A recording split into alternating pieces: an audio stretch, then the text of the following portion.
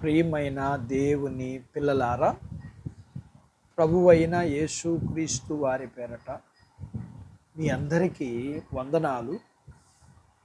ప్రభువు పేరట మీ అందరికీ శుభములు, దీవెనలు కలుగును గాక. ఈ ఉదయకాలం పరిశుద్ధ గ్రంథము నుండి దేవుని వాక్యాన్ని చదువుకుందాం. ద్వితీయోపదేశ కాండము 28వ అధ్యాయము 14వ వచనాన్ని చదువుకుందాం. నీవు పైవాడిగా ఉండువు గాని క్రింద వాడివిగా ఉండవు. దేవుడు తన మాటలు మనందరి కొరకు దీవించునుగాక. ఆమేన్. ప్రియమైన దేవుని పిల్లలారా, దేవుని మాటకు లోబడి ఆయన చిత్తానుసారంగా జీవించే వారికి కలుగు మాటలు మోషే వివరించాడు. ఒక వ్యక్తి అభివృద్ధికి హెచ్చింపబడటానికి మూల కారణం దేవుడు. దేవుని తోడు, దేవుని యందు విశ్వాసం ఒక వ్యక్తి అభివృద్ధికి కారణం. అందుకని నేడు నీవు దేవుని తోడు కలిగి దేవుని యందు విశ్వాసం కలిగి జీవిస్తున్నప్పుడు ఆయన నిన్ను అభివృద్ధిపరచును, హెచ్చించును కూడా. ఏ వ్యక్తి అయితే పరిశుద్ధతను కలిగి జీవిస్తాడో ఆ వ్యక్తి పైవాడిగా ఉంటాడు. యథార్థను కలిగి జీవిస్తాడో ఆ వ్యక్తి పైవాడిగా ఉంటాడు. పనితనం కలిగి, సామర్థ్యం కలిగి, తనకిచ్చిన బాధ్యతని నమ్మకంగా జీవిస్తాడో ఆ వ్యక్తి పైవాడిగా ఉంటాడు. ఇలాంటి జీవితాన్ని కలిగిన వారు పరిశుద్ధ గ్రంథంలో కొందరున్నారు. అలాంటి వాళ్ళు ఒకరు యోసేపు.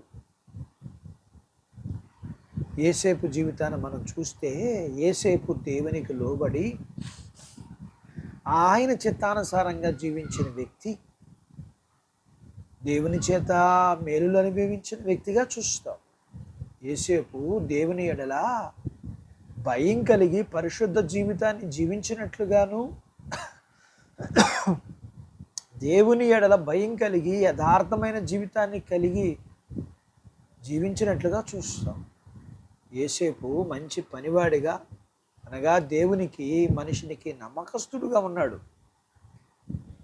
అందుని బట్టి దేవుడు యోసేపుకి తోడై ఉండి అతడు చేసేదంతా సఫలం చేశాడు. ప్రియా దేవుని బిడ్డలారా, నిన్ను హెచ్చించాలని దేవుడు కోరుకుంటున్నాడు. దానికి నీవు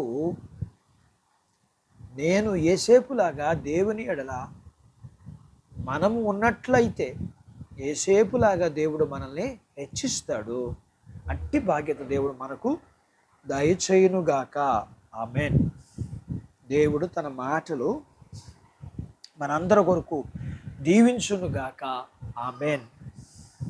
ప్రార్థించుకుందాం. నాతో పాటు ఏకీభవించండి. మమ్మల్ని మిక్కిలిగా ప్రేమించిన మా ప్రియ పరలోకపు తండ్రి, మీ పరిశుద్ధ నామమును బట్టి మీ వందనాలు. ఈ ఉదయకాలం మీ లేఖనములో మీరు హెచ్చించే దేవుడు అని, మేము హెచ్చింపబడటానికి మేము ఏమి చెయ్యాలో, మేము ఎలా దీవింపబడతామో, మీరు అలాగ చేసిన వారిని ఎలా దీవించారో మీ లేఖనాల్లోంచి నేర్చుకోవడానికి సహాయం చేశారు.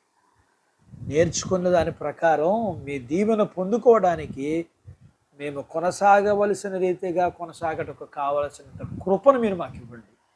మీ పిల్లలను కలిగినంతటిని మీరు దీవించండి. చిన్న బిడ్డలను, యవనస్తులను, వృద్ధులను, స్త్రీ పురుషులను దీవించండి. వారి చదువుల్లో సహాయం చేయండి. ఉద్యోగ ప్రయత్నాల్లో సహాయం చేయండి. ఉద్యోగాలలో మీ దీవెన ఇవ్వండి. వారి పొలాలు, పశువులు, చేతి పనులు, వ్యాపారాలను దీవించండి. మీ పిల్లలకున్న రుణాలు, సమస్యలు, అవసరాలు తీర్చండి. వివాహాలు కాని వారికి అవ్వటానికి, గర్భం లేని వారికి గర్భఫలం ఇచ్చి, గర్భం కలిగిన వారికి సుఖప్రసూతి ఇమ్మని, ప్రసూతి అయిన వారికి ఆరోగ్యం ఇమ్మని, మీ పిల్లల్ని మీరు దీవించమని యేసు ప్రభు వారి పేరట స్తుతించి ప్రార్థించి అడిగినవన్నీ పొందుకుని ఉన్నాము తండ్రి. ఆమెన్. దేవుడు మిమ్మును దీవించునుగాక. ఆమెన్.